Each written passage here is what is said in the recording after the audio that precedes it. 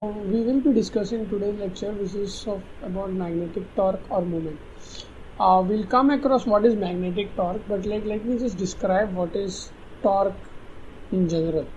It's basically a twisting force, some kind of a force which either causes rotation or you can just say it's a twisting force. Okay. So a classic example is when you have, let's just say there is a nut, okay, a nut, okay, something like this, and you have a spanner which you have used something like a spanner which you are trying to rotate this particular nut in this direction. Okay, now you are applying a force here which is causing some kind of a rotation of this nut. That is called as a torque. Okay, so what is torque? By definition is torque will be equal to R cross F. R cross F. What is R and F? I'll explain. So right now, let's say this is the axis of rotation, okay, and there is this is the axis of your spanner. You are applying a force here. Then this distance, this is the line of action of the force, okay. This is the line of action of the force. The point at which, the axis at which you are applying the force. This distance, this particular distance, perpendicular distance from the axis of rotation to the line of action of force is your R. This distance is R. This magnitude is R. This distance is R. Okay, now if let's say the spanner angle is now in the next movement you applied a force and it just the spanner tilts, right? So now what is happening is the spanner is in this direction here. It's got a tilt because you applied a force and it's moved. The spanner has moved to this axis. But you continue to keep on applying a force here. What will happen is the torque which you will get is going to be, this is the line of action of the force. So now this is your original axis. This angle is alpha. Okay, this angle. So now what will happen is this distance, the perpendicular distance from the axis to the line of action of force is going to be R. This will be R. This will be R sin alpha. So you will get F torque as equal to F into R sin alpha, right? So alpha is basically the angle between the force and the line joining the axis of rotation to the line of action of force, the perpendicular line. Okay, so in the first case here the alpha was 90 degrees. Here the alpha is this angle here. This is the line of action. You are applying a force here in this, and this is the angle of spanner on which you are applying a force. So that angle is alpha. So torque will be F into R sin alpha. So what it turns out is torque will be equal to, if you look at this, it's basically going to be R cross F, where the angle is angle between them is alpha. Okay, I had explained the concept of torque with respect to spanner and a nut, but what I can this torque applies to anything which is like rotating around some axis. Okay, which is rotating around some axis. The when it comes to magnetic field, an example can be like you have a uniform magnetic field which is existing. It could be because you have a north pole here and a south pole. You have placed two bar magnets with a north pole and a south pole. So what is happening here is the flux lines go from the north pole to the south pole. Okay, so let's say the flux lines are going from north pole to the south pole. It's horizontal lines. Now what I do here is I get a circular loop and I place them such that they are parallel to each other. Okay, the flux lines and the plane of your loop is parallel to each other. So the moment I do that, what exactly happens is this is like a classic scenario where we had seen a current element here, right? Current element carrying some current, okay, a wire carrying some current, and it is placed under the magnetic field. What it will do is it will experience a force, a magnetic force. Now this branch will experience a force. So we will experience a force which is in what direction? So it's the force. The formula for force is I dl cross B, right?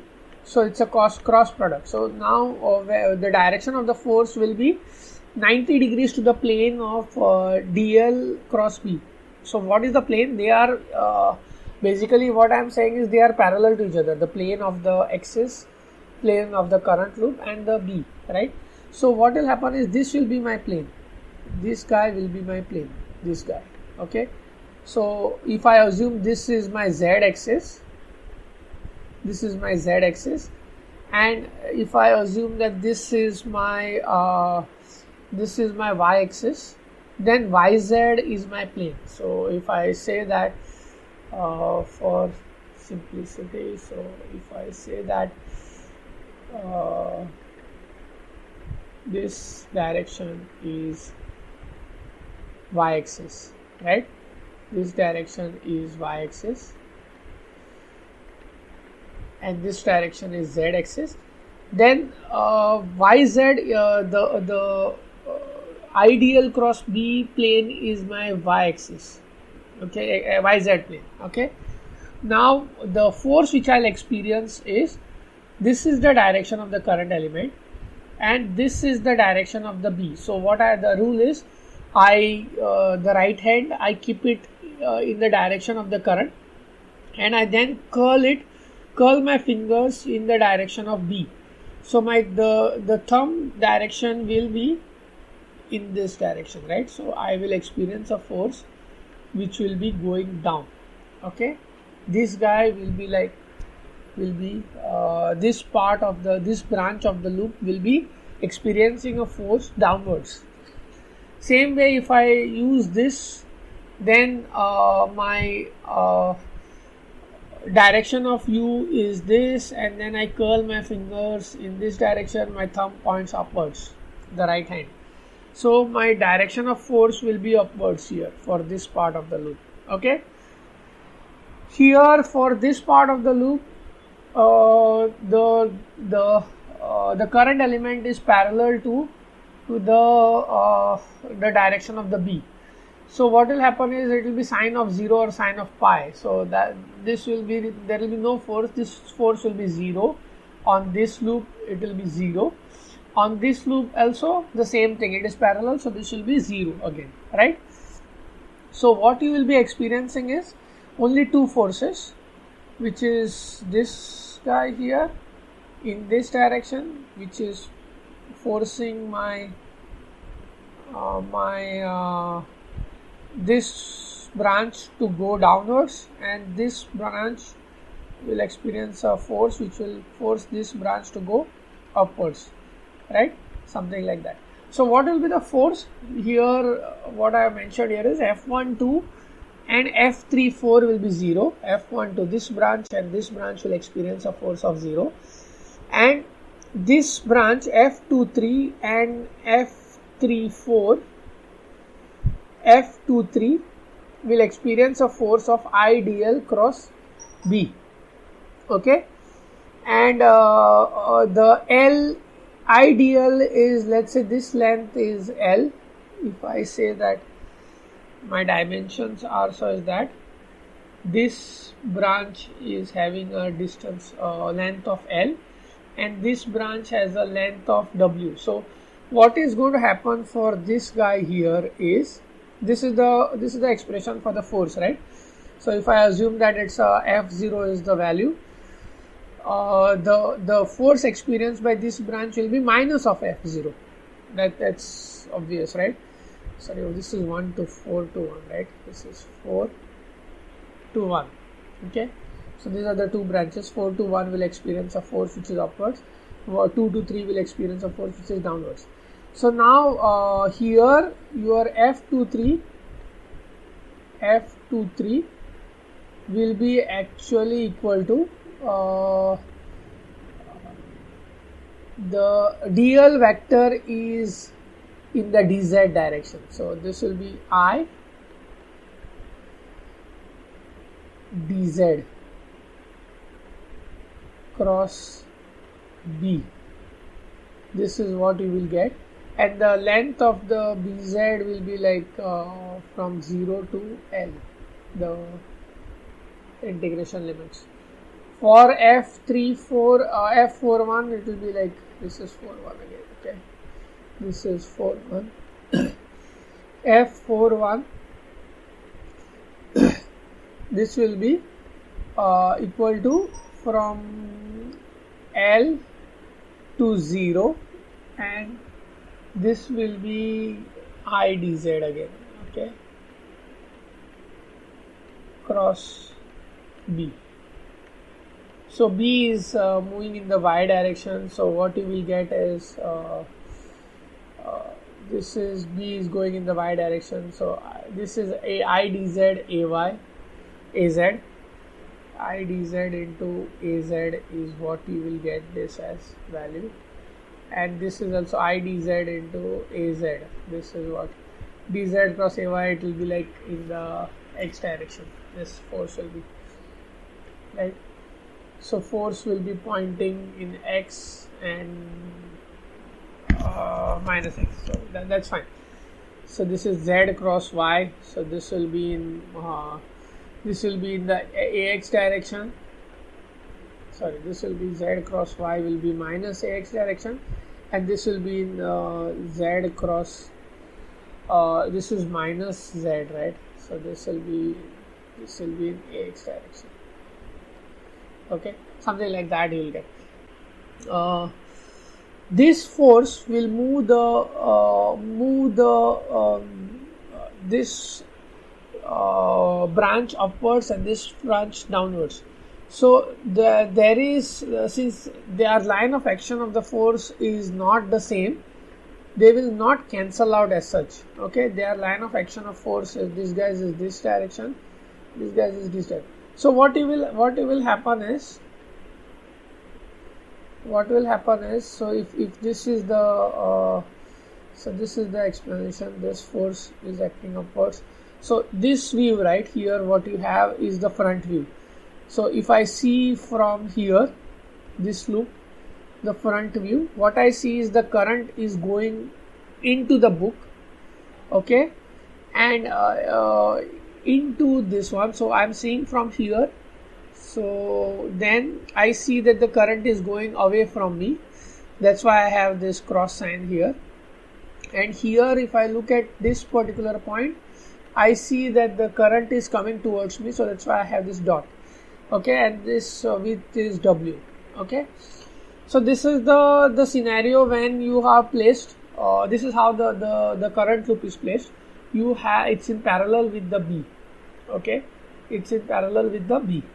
So now the first, when you place this loop, you experience a force. So what will happen is this loop will tilt such a way that this will go upwards, this will go downwards, right? So the same thing, so this guy will go upwards and this guy will go downwards, okay. this is going upwards and this is going downwards. Now what is happening is this here has got a angle. This is what is the front view that you are seeing. It's creating an angle with respect to B, right? This guy here, but the direction of the force will be what? See, this guy here is coming towards you, okay, and this is in parallel. So if I use the right hand rule again, what will be my plane? My plane will be now in this case will be what? Here in this case, it is still this will be my, it's still in the YZ plane, okay, slightly it's gone up, but then B is, there is a parallel line which is B, which is here, right? So it is still in the YZ plane, okay, and the F0 will be still pointing upwards, okay, perpendicularly upwards, okay, in the AX minus AX and AX direction. What we see is the torque is this is your axis of rotation here, right? This is the axis of rotation. Now if you see the direction of the force is such that they don't oppose each other as such, right? I mean based on the line of action of force, it's basically the torque is it's going this way. This is how it's going. So it's not like it's opposing the torque. So what you have here is the value of the torque at this particular position is, this is alpha, this is the angle alpha which the normal makes. So what will happen is if this is alpha, then this will be 90 minus alpha, right, and this will be alpha, right, and what will be this distance from here to here? It will be this. I know that this is W by 2. I know that this is my W by 2, and this is my W by 2, right? W by 2. So this distance, perpendicular distance from the axis of rotation to the line of action of force. So this here will be W by 2 into sine alpha, because this angle is alpha, right? So this angle is 90 minus alpha. So this is 90 minus, this is alpha. So this is, so what I get here is torque is F0, which is the magnitude of the torque force, into W by 2 into sine alpha, plus this here. There's a force which is applied here also, which actually helps. It's going in the counterclockwise direction, the torque, right? So F plus F0 into W by 2 sine alpha. So what I get is F0 into W sine alpha is the torque that I get at this position, okay? So is I into dl, which is the length is L. So I will get this as IL. The magnitude of the force will be IL. Magnitude of the force will be IL into the magnitude B, right? So into the magnitude B. So ILB is the force. So I replace this. So I get ILB IBL into W sine alpha. So I have created a new term here, S, which is the area of the loop, okay? S here is the area of the loop, okay? So you get IBS sine alpha. Now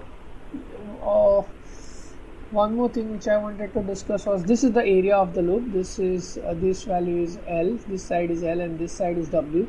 So this is the area of the loop, and the vector is pointing downwards, because how you do that is again the right hand rule. So you always curl your fingers in the direction of the current, which will be this way, and the direction of my thumb will be the direction of the normal, okay? So here this area vector will have a normal which is this direction, AN, because if your current was the reverse, my current was in the reverse direction, what I would have done is I would have curled the fingers in this direction, right, in this direction, and my right hand rule, and my thumb would have pointed upwards, so my normal would have been upwards. But in this case it is reverse, so my normal is downwards. So and the normal is normal to the plane of the loop. Okay, so this is the plane of the loop, this is the plane of the loop, and normal is normal to that plane. Okay, now one more thing which I wanted to discuss was what will see now this branch is not in parallel with B, right? So there should be some force which has to act here, right? So what will be the direction of the force? This branch is pointing this way, so that's the direction of my current. So think about this. This is the direction of my current, and this is the direction of B, right? So if I have a right hand rule which is curling this way, then my direction of F will be this side, right? Same way for this guy, if I use this, the direction of my I is this, and then the lower side is this, B is this.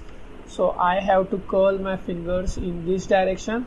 So what I'll get is the force acting this way, right? Force acting this way. But this is some F and this is some F.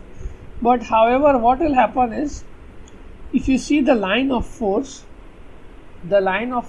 is same for these two forces. Okay, line of action for both these forces, the line of action of these forces is same.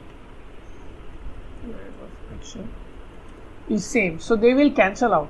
They will cancel out each other. Okay, so they will not have any effect on this whatever is going on here in these two branches. They will cancel each other out, so they will not be included here. So now we were coming back to the area of the loop. Area of the loop is S. Okay, and my so now we will define a new term which is something called as dipole moment. Dipole moment is given as here, what you see here, m. M is a vector which is actually equal to I, current I, into the area of the loop S into the normal which I was talking about. So the plane, normal to the plane. So this is the S, and the normal to that plane will be the, considering what is your direction of the current. The direction of the current, you have to curl your fingers in the direction of the current. Current is where you curl your fingers, and this will be the normal. The direction of the thumb will be my direction of the normal, AN. So this is the dipole moment that you get. Okay, M, vector M. Now if I substitute it here, IS sine alpha. So if you see this, right, this is so between, this is the vector, right, IS, and the direction of the vector is here in this direction. The direction of the vector IS is in this direction. It's making an angle of alpha with B. So I can say that the torque here, so if I replace IS with M, I get the value M, magnitude M, okay, and B into sine alpha. So between M and B, the angle is alpha, you know that, right? So here it is. So this angle is, this is the direction of M, which is your AN, and between M and B the angle is alpha. So what turns out is the torque value, the torque vector is equal to M cross B, the magnetic dipole moment cross product with the magnetic field. Okay, So then so after some time, right, what will happen is this will start rotating because of this force, and this is a torque. So once this rotates, there will come a point when you will get the front view. What you will see is the loop go down here because of the torque which the loop is experiencing. And what you will see is this branch 1 4, this is the 2 3, this is the 2 3 branch of the loop, this is W, and this is 1 2 1 4 branch. Okay, so what you see is it will be at this is your direction of B, this is the direction of B. So now what you will see here is the force acting on this loop is downwards, because the direction of the current, and if you see this is going in, and if you use the right hand rule, this is the direction of B, so my force will be here F0, and on this part of the loop it will be F0, which will be upwards. On the other parts, on this they will cancel out anyway, so because it's in the same line of action of force. But the interesting thing is the force acting on this loop here and this loop, this branch of the loop and this branch of the loop are now in the same line of action of force, so they will again cancel out, and what you will experience is T value will be equal to 0. T value will be 0 because the forces will cancel each other out. So you will get F0 into W by 2 into alpha is going to be 0. The angle alpha has gone to 0, will be equal to 0. And this angle alpha is basically this angle, right? So your normal is going to be in this direction, so alpha will be 0, and so this value, torque value, will be F0 into W by 2 0, so this torque value will be 0. So now it has properly aligned itself in this magnetic field, right? Now in the next video we'll see that so this was your north pole, this was your south pole of the flux lines.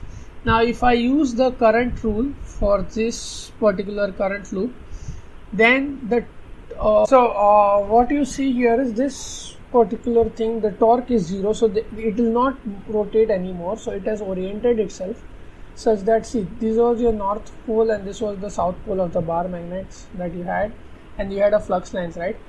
So what exactly is happening is your current loop now is going to be in this particular position, which is perpendicular to the flux lines.